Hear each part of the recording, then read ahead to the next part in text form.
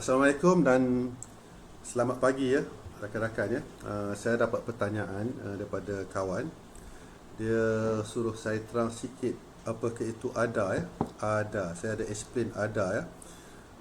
Kefahaman ADA ya.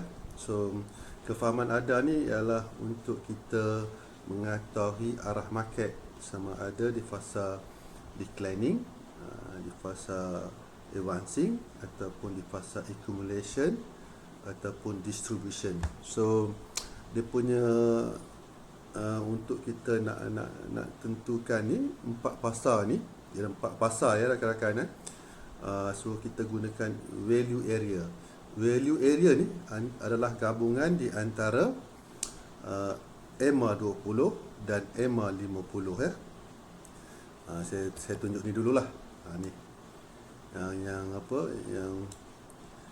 yang merah ni, yang putih ni adalah EMA 50. Nanti saya bagi setup dia ya, EMA 50. Dan yang merah ni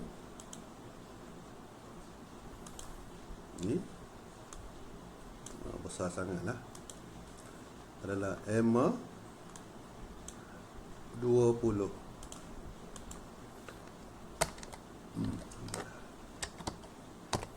So saya bagi teori balik ya. So bila market fasa tadi lah, market macam ni, naik macam ni, ini dipanggil fasa declining. Bila market sideways sebelah atas, ini dipanggil fasa distribution. Kalau market turun ni, ini dipanggil fasa declining. Dan market sideways sebelah bawah, ianya dipanggil fasa accumulation ya. So itu dia punya teori lah ya rakan-rakan. Saya tulis bagi you all faham ya. Ini fasa dia naik ke atas dipanggil declining.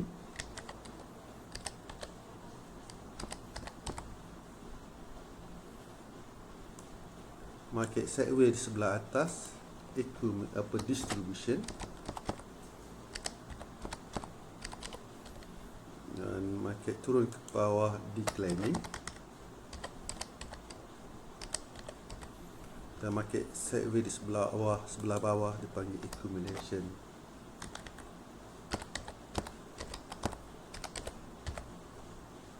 So macam mana kita nak tahu pasar ni? Accumulation ya.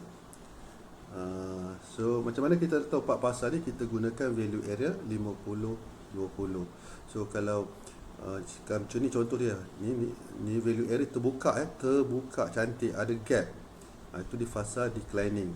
Kalau fasa distribution pula, tengok value area dia flat. Ini dipanggil apa, 90 darjah ya, 45 darjah flat. Ni tengok ni flat ni fasa distribution sideways. Kita tak nak entry kat sini. Kalau kat sini pula, kalau dia naik pula kan, ni kita tengok fasa naik. Ni fasa apa ni? Ini fasa advancing. Advancing ya. Advancing. Betul ke video tadi? Ni ya. Kalau kita betulkan balik.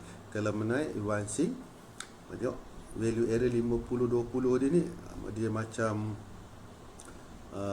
ada ada gap. Waktu ni lah kita ni entry. Sebelah atas ni di fasa distribution, ni pula di fasa accumulation, sideways sebelah bawah. Ni pula atas ni panjang ni fasa distribution, kita tak nak entry. Ni pula fasa declining. So kita tengok parameter EMA 20 dan EMA 50. Yang merah, yang putih ni 20, yang merah dulu, kita tengok merah 20 ni ya.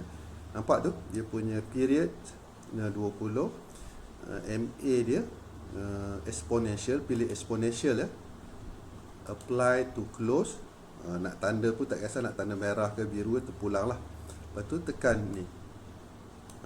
Saya ulang balik tengok balik period 20, shift kosong, MA method exponential. Pilih exponential lah. Dia banyak tu, 3 ni. Simple ada, smooth ada, linear ada. Kita pilih exponential, ambil close, dan color ni terpulang color apa you all nak letak. Okay, itu EMA 20 kan. Dan yang putih ni pula ni adalah EMA 50. Tengok EMA 50 kan. Letak period 50. Letak dia punya period exponential, apply pada close. Color apa pun terpulang, nak letak color apa, color biru pun boleh. Jadi biru. Mana? Benda tu jadi biru. Nampak? Clear tak? Tengok ya. Itulah dimasukkan fasa-fasa di itulah di dalam market lah. So dengan ada fasa ni kita lebih mudah nak tengok marketnya. Kalau macam market berceramuk ni, jangan entry lah. Kita nak entry, contoh dia kan, bila market tu di fasa macam ni, fasa declining, ni fasa declining, ni ada ni KMB-EMA ada ni kan. Saya suka nak bagi tip ya. Saya suka entry macam ni tau. Saya tunggu macam ni. Saya tengok market dah rasa condong ke bawah. Ni condong ke bawah lah, dia boleh condong ke atas kan. Apa yang terjadi, market ni saya buat lakaran, ni naik, dia turun, dia naik, lepas tu dia masuk balik. Dia naik ni, dia buat KMB, dia keluar daripada apa, value area ni, EMA 50, dia masuk balik. Sebenarnya market tu memberi indikasi market tu dia nak naik lagi. Tapi ingat ya, sebelum dia naik tu dia mesti buat pergerakan 1, 2, 3. Cuba tengok video saya yang dululah kan. Tengok sini, dia naik, lepas tu dia masuk balik kat sini. Kat sinilah peluang kita nak entry. Tengok. Itulah. Kita pastikan nak entry di fasa di mana value area ni terbuka. Saya panggil value area. Ni value area open dipanggil lah. Ni Ni itu gabungan antara EMA 50, EMA 50 dan EMA 20 terbuka, open, dan condong ke sebelah bawah. Condong ke sebelah untuk kita sell lah. So peluang kita nak entry adalah amat tinggi untuk membuat profit lah. Kalau macam ni, kat mana saya nak entry rakan-rakan boleh dapat buku saya lah nak baca kan. Kalau saya nak entry kat sini tau, kita tahu market ni kekuatan sell di fasa declining. Inilah line dipanggil invalid CP line. Ni line invalid CP line panggil invalid CP line. CP line ya. So kita dah belajar kan, pergerakan 1, 2, 3. Ini pergerakan 1. Dia buat pergerakan 2, manipulasi sebelah atas ni, nampak ni. Pergerakan 1, pergerakan 2, dan masuk sini. Dia break invalid CP line kan. Baru kita sell. Kita point entry kita kat sini lah ni, dekat sini ya rakan-rakan. POE kita. POE kita kat sini ya. Situ kita boleh entry. So saya harap rakan-rakan faham lah. So saya nak bagi contoh lagi market di mana, di EJ ya, Euro USD. Market di Euro USD kan. Saya lama tak kaji market dekat apa forex ni, sebab saya fokus kepada crypto trading ya rakan-rakan ya. Kita tengok ni, sebenarnya banyak boleh buat profit ni ya. Kalau kita faham dengan konsep apa, value area, kefahaman price action manipulation, faham dengan apa, kefahaman apa, pergerakan 1, 2, 3. Kita tengok ni yang terkini ya. Yang terkini ya.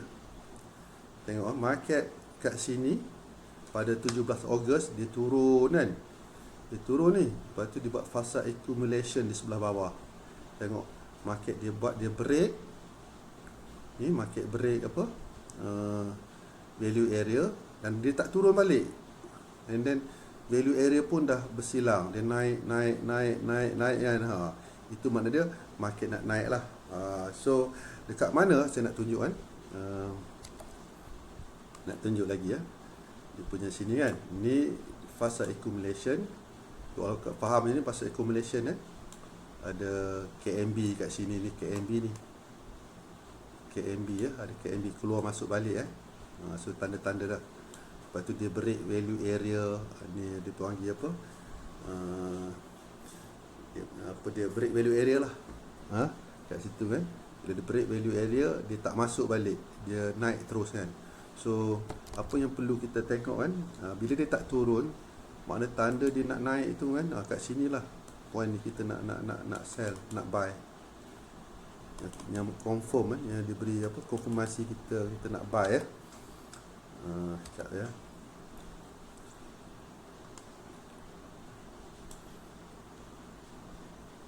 Line ni, ni. Saya buat line ni, ni besar sikit lah. Line ni. Dia naik, dia break sini, dia akan sentiasa naik terus. So waktu ni fokus kita nak buy lah. Tapi dia akan buat pergerakan 1-2 lah. Ni pergerakan, dia buat lagi pergerakan 1-2. Dia buat pergerakan 1, dia pergerakan 2, pergerakan 3. Macam itulah dia buat. Pergerakan 1, pergerakan 2, pergerakan 3. Macam tu dia. So you all faham lah kan. So bila keadaan sini kan, kat mana kita nak entry? Entry kita sebenarnya dekat area-area ni saja. Ni dekat area-area ni saja. Kita nak buy kan. Kita dah tahu wall terbuka dan dia condong sebelah atas. Fokus kita nak buy je. Entry kita dekat sini saja ni. Daripada sini kan, kita buat garisan sini ni, nampak? Dia buat sideway dululah. Ini line sana. Lepas line ni kita dekat sini pun boleh ni. Line ni pun boleh. Line ni pun boleh kita nak buy. Dia break je line invalid CP line ni. Tadi invalid CP line kat bawah kan. So fokus kita nak buy saja kan. Jangan sekali-sekali nak sell lah. Sebab saya dah bagi tahu pergerakan 1, 2, 3 kan. Jangan terikut-ikut dengan pergerakan manipulasi tu kan. Kita tengok balik kan. Ini pergerakan 1. Dia turun ni. Ni turun pergerakan 2 lah. Dia induce kita nak sell. Tu dia naik balik. Ini yang serius lah. Lepas tu dia buat balik pergerakan 1. Sini ada ni kan. Dia buat pergerakan 2 balik ke bawah. Manipulasi. Kat sini kan. Ingat kita nak sell ni kan. Lepas tu dia naik balik. Inilah real movement. Lepas tu dia buat lagi pergerakan 1 sini. Dia buat lagi dindong-dindong lagi. Ini pergerakan apa? 2. Manipulasi lah pergerakan 2 ni. Ni kalau dah belajar ni, ingat ini apa ni? Engulfing kita pun sell. Tapi start.